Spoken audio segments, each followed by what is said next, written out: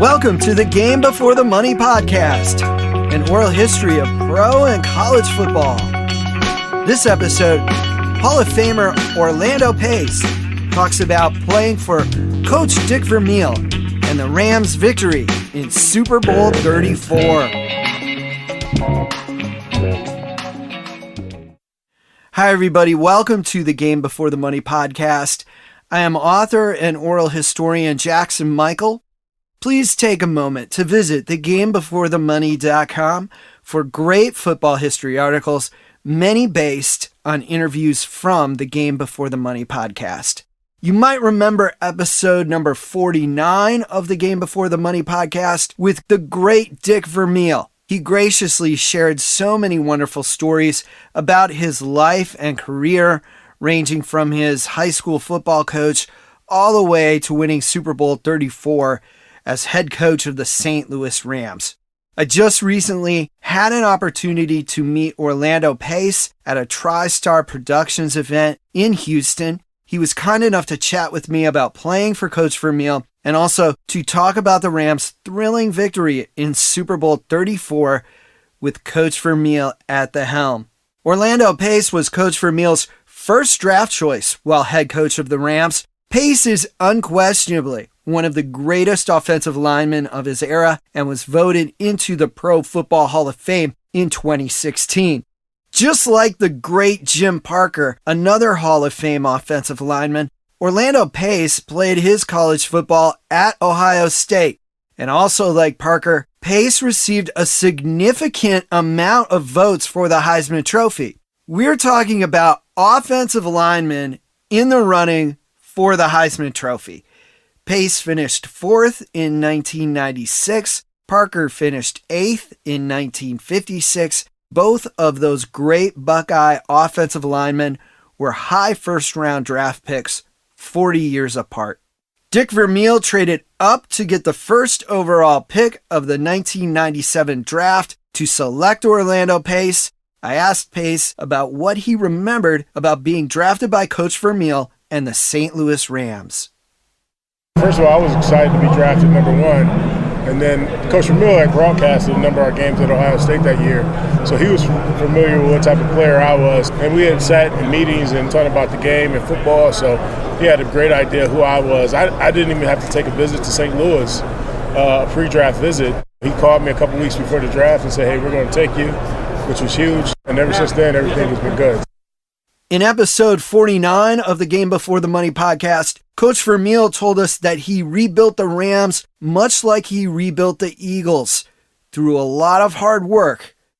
Just like the Eagles, the Rams suffered losing seasons their first 2 years under Vermeil, but soon found themselves piling up wins. The 1999 Rams went 13-3. Pace led the charge on the offensive line of what was called the greatest show on turf, an incredible offense with newly acquired running back Marshall Faulk, NFL MVP Kurt Warner at quarterback, and a pair of exceptional Hall of Fame caliber receivers in Isaac Bruce and Torrey Holt. The Rams pasted 526 points on the scoreboard in 1999. Only one NFL team came within 100 points of that total. The Rams' defense gave up the second fewest amount of points in the NFC. St. Louis won a very low-scoring NFC Championship game over Tampa Bay that season. The final was 11-6 in the Rams' favor. The win lofted the Rams into Super Bowl 34 against the Tennessee Titans. The Rams jumped out to a 16-0 lead in the third quarter. Tennessee clawed their way back, however, and tied it at 16 with just over 2 minutes left on the clock. The tie did not last long. The Titans kicked off and St. Louis took over on their own 27. The greatest show on turf lived up to its name as Kurt Warner threw a 73-yard touchdown strike to Isaac Bruce on first down. That Rams offense could score at any time. We knew we could score. We had a high-powered offense. So Isaac's going down, makes a great play. Kurt makes a great throw. A little bit of trivia here for you. That throw gave Warner 414 yards passing on the day. That yardage total was a Super Bowl record for over 15 years. Super Bowl 34 provided one of the great finishes in Super Bowl history. The Titans, led by their outstanding quarterback Steve McNair, mounted a comeback in the final minute of Super Bowl 34. McNair eluded a sack with seconds remaining and completed a 16-yard pass to the Rams' 10-yard line. Tennessee used their final timeout with 5 seconds left. McNair threw to receiver Kevin Dyson. Dyson caught the ball near the 5 and slanted toward the end zone. Rams linebacker Mike Jones made a tremendous defensive play and tackled Dyson at the 1-yard line. Time ran out and the Rams were Super Bowl champions.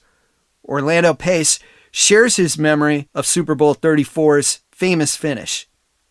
Steve McNair, all those guys, that fourth quarter, they were fighting to get back. And Mike Jones made that tackle. And I didn't know if he had got in. So many people thought they would have won the game, but they would have just tied the game. But we still had confidence that we would win it. Luckily, he was short.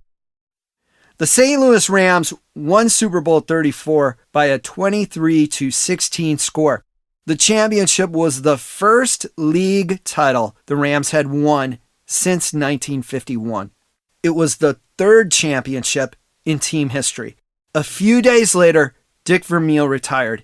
He gave a tearful goodbye speech. Although the greatest show on turf reached another Super Bowl 2 years later, Super Bowl 34 was their only title as a team. Orlando Pace retired after the 2009 season. He was elected into the Pro Football Hall of Fame as part of the 2016 class. During his Hall of Fame induction speech, he called Coach Vermeil the heart and soul of that Rams championship team. I asked Pace to shed a little bit more light on what Vermeil meant to the team and to him as a player. He was an emotional leader, as you probably know if you talk to other players. He cried at almost every meeting we had. The guys really bought into who he was as a leader, as a coach.